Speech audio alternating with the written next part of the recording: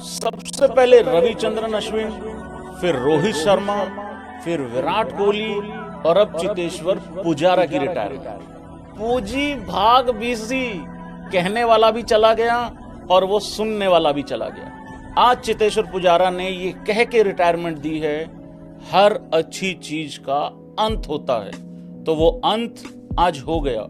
अगला नंबर किसका? रहाणे का। सवाल अभी भी वही है, सेम वहीं के वहीं, ज्यों के त्यों खड़ा हुआ है।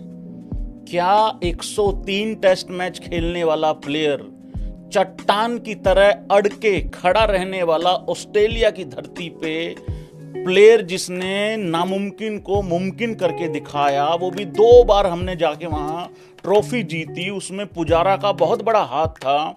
क्या वो प्लेयर एक फेयरवेल मैच डिजर्व नहीं करता?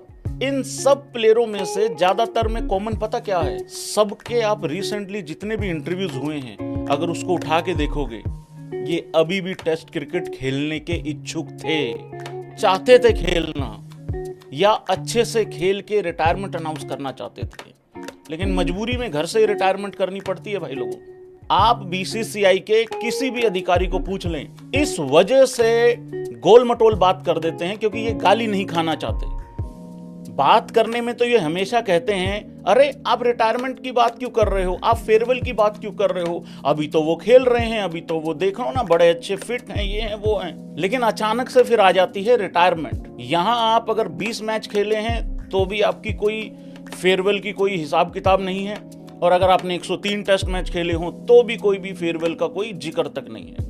घर बैठे मजबूरी में रिटायरमेंट लेनी पड़ती है। हालांकि कई बारी प्लेयर को पता नहीं होता कि उसका टाइम आ गया है। मेरे हिसाब से सबसे बड़ा झटका तब था चेतेश्वर पुजारा के लिए, जब बॉर्डर गावस्कर ट्रॉफी में उसको सेलेक्ट नहीं किया गया। अब आप कह सकते हो कि भाई उससे पहले घर में हमने न्यूजीलैंड से खेला, वहां पे भी सिलेक्शन नहीं हुई। इनफैक्ट जब पिछला WTC साइकिल शुरू हुआ, जो 2025 में जिसका फाइनल खेला गया, टेम्बा ने जो फाइनल जीता, उसकी जहां से शुरुआत हुई थी, वो शुरुआत कहां से हुई थी? वेस्ट इंडीज से। हमने अपना पहला WTC साइकिल का मैच सीरीज वेस्ट इंडीज के खिलाफ खेली थी, और जिसमें डेब्यू किया था यशस्वी जायसवाल ने।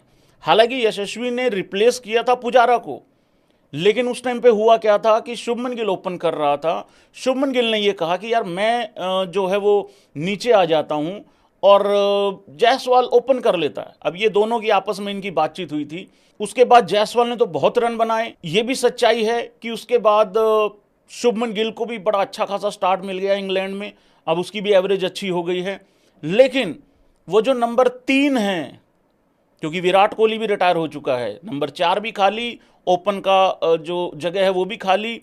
हालांकि वहां पे चलो राहुल ने बहुत अच्छा काम किया है, वहां पे जायसवाल बड़ा अच्छा काम कर रहा है, बट सच्चाई ये है कि आज भी चेतेश्वर पुजारा की जो जगह है, वहां नंबर 3 का जो प्लेयर है वो अभी भी स्ट्रगल कर रहा है।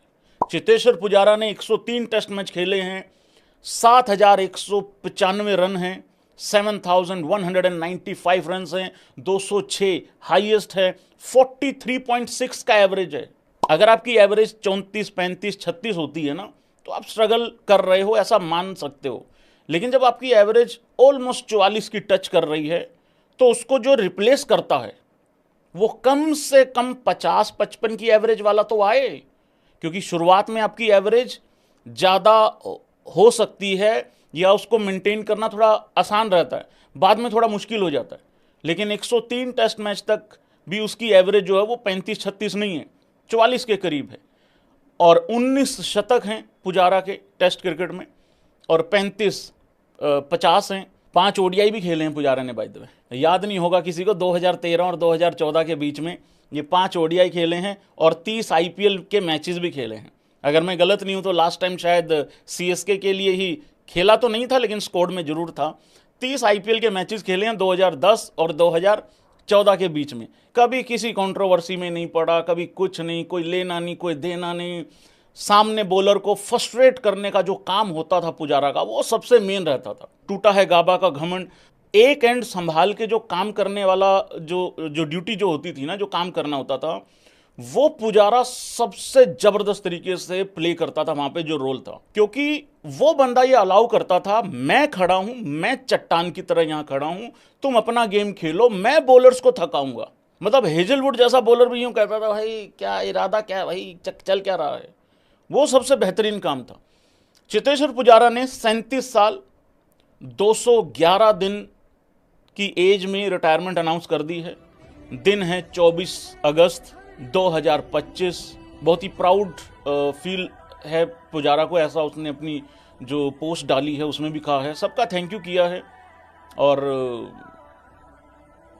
रिटायर हो गया भाई पुजारा।